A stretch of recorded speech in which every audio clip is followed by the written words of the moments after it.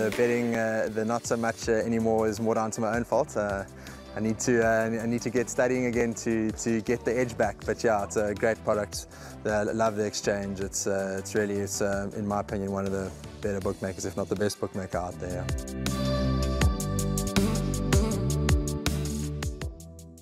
Race number 2 on the program set to go off at 1:30. This is the start of the pick 6, 1200 meters the distance. It's a maiden plate for the fillies and mares. And race number 2, your favorite in the lineup is Imperious Destiny at 18-10. It's Daddy's Jet at 4-1, 5-1 about Variety Fair, 6-1 Jazz Diva. Then it's 8-1 and Better Bar those. Now, Graham, Imperious Destiny ran quite a nice race on debut behind Duchess of Gold, close up in a 6-horse field. And I remember Alison Wright did say that she's a horse that was sent down to the Cape to actually run there, but things didn't quite go according to plan. First run in KZN, and she put in quite a nice effort, but the strength of that form line has got to be a huge question mark. It is a question mark. She ran well on debut, 6-horse party. If you look at Daddy's Jet, who ran 3rd in that race, just a half a length behind Imperious Destiny. Daddy's Jet's form coming into that race was iffy. So the fact that she suddenly improved does throw a question mark over the strength of that form line. But it was Imperious Destiny's first run. She was totally unfancied in that 6-horse field, drifting out from 10-1 to 14-1. Got a lovely pedigree. With normal improvement, she should have the beating of this field. If you look at the best weighted column, Daddy's Jet is top of the best weighted column.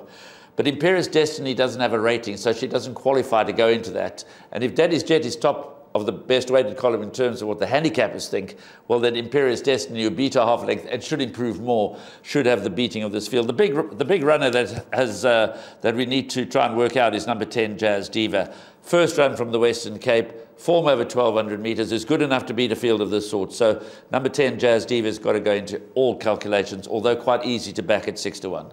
Yeah, absolutely. And she's a horse that the yard is flying at the moment, so I wouldn't be surprised if she were to make a winning debut. We saw the likes of Spring Kiss come up from Cape Town and make a winning debut in the province. From that last form line, the likes of Mary Lamb, Typefacer both won, so the form line is holding up quite nicely.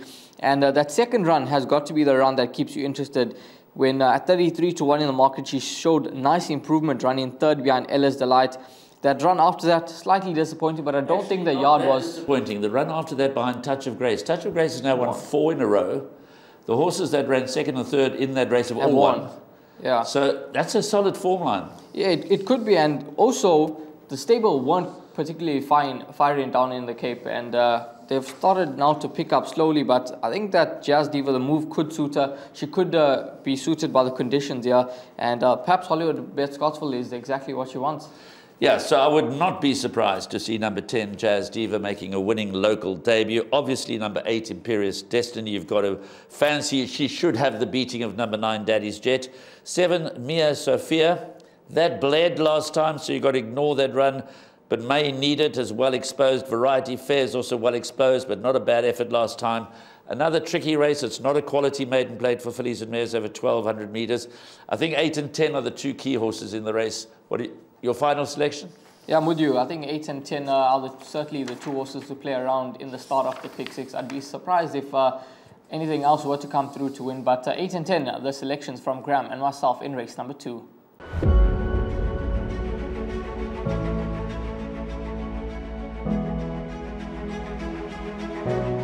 It's Donovan Everett from Cape Racing, and I'd just like to say it's an absolute pleasure to be involved with Intrabet and Cape Breeders in this golf day today here at Pearl Valley.